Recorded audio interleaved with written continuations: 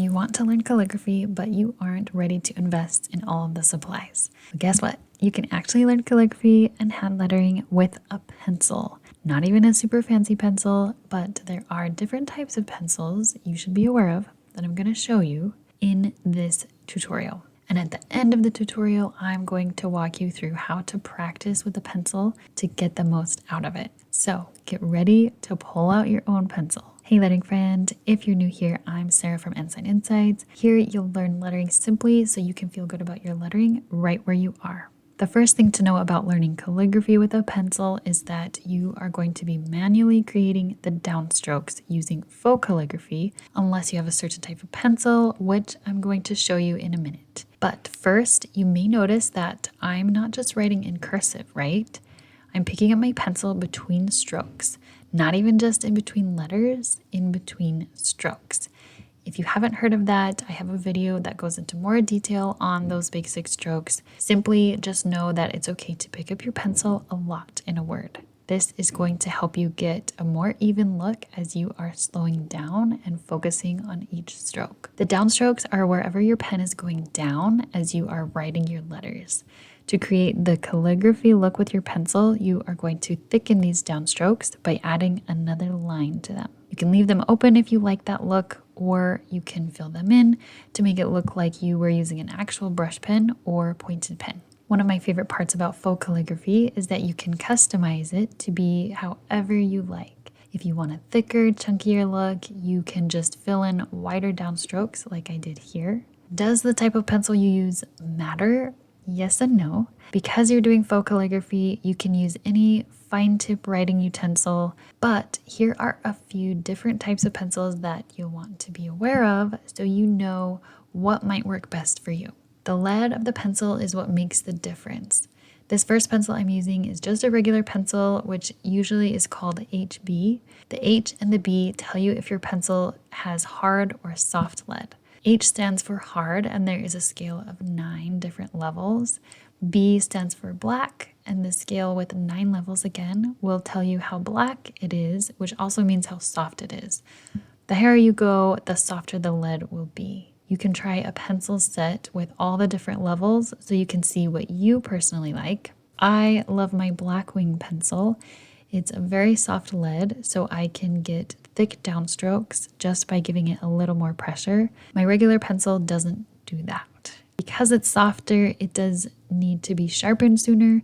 So if I'm sketching out something that's going to use a lot of pencil, I really like to use my mechanical pencil. This is great if you really like thin lines or if you are doing some really small lettering. You also don't have to sharpen your pencil as often with a mechanical pencil. Well, you don't have to sharpen it at all, obviously. So that can be really helpful if you're using a lot of pencil. My mechanical pencil is from Pentel, but I have some random high school musical mechanical pencils too, and I love them just as much. My Pentel mechanical pencil is a little heavier, so it feels a little more sturdy as I'm lettering or sketching.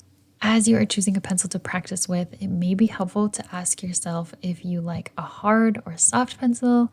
Do you like a thicker or thinner line? Are you sketching a quote where you'll be erasing a lot, or are you just wanting to practice? And importantly, do you want to buy an expensive pencil or just use one that you have?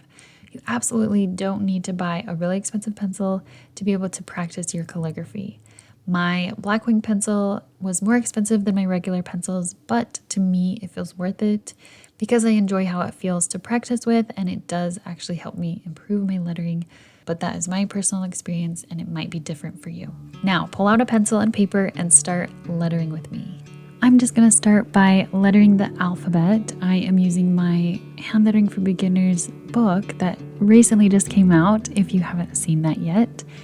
I'm using tracing paper, and I'm going to trace on the faux calligraphy practice worksheets. So if you have my book, you can open up to this page and start practicing with me. I love having these faux calligraphy worksheets because you can use any pen and even a pencil like we're doing here. How do you like practicing your hand lettering? I am very curious to hear because I know some people start out just by practicing the basic strokes over and over. Some people don't like doing that. I'm just curious to hear from you.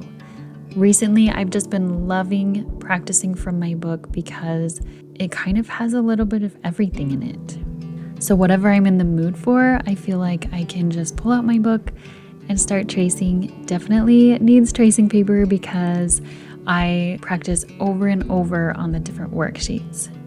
And as you can see in these faux calligraphy worksheets, I show you actually where I'm breaking down each stroke. So where I'm picking up my pen in between the letters.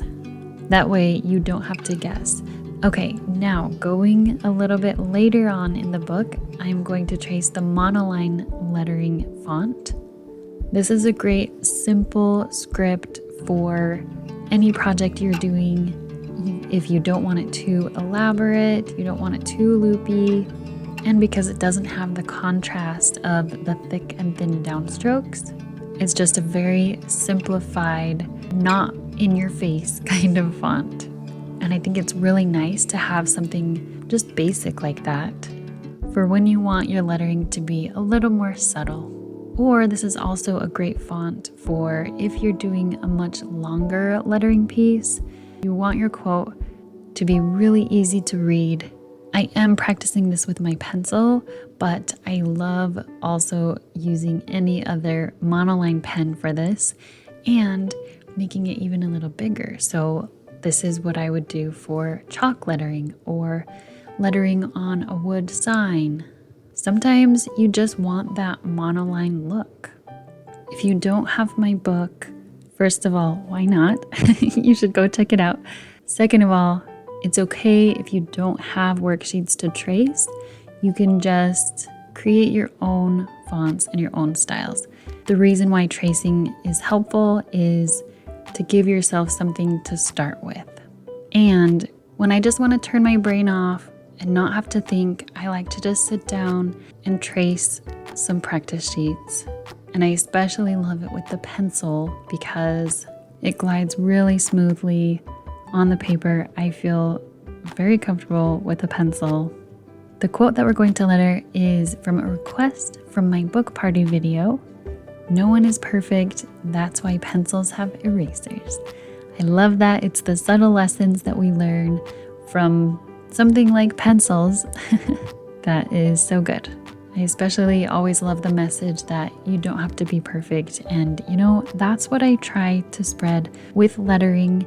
That's what I want you to know as you're watching with me, as you're practicing with me. You don't have to be perfect. Your lettering is exactly where it needs to be. You like certain things for a reason, and that's what people want to see from you. They don't want to see one more of the exact same style as someone else. You have something unique to offer. And you know, I am so grateful that you choose to share that with me.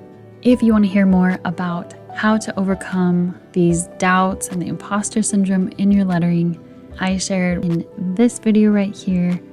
And if you're still looking for more ways to improve your faux calligraphy with your pencil, check out this video that I know will help you with your faux calligraphy because you'll see the details of how to use the basic strokes in calligraphy. I'll see you there.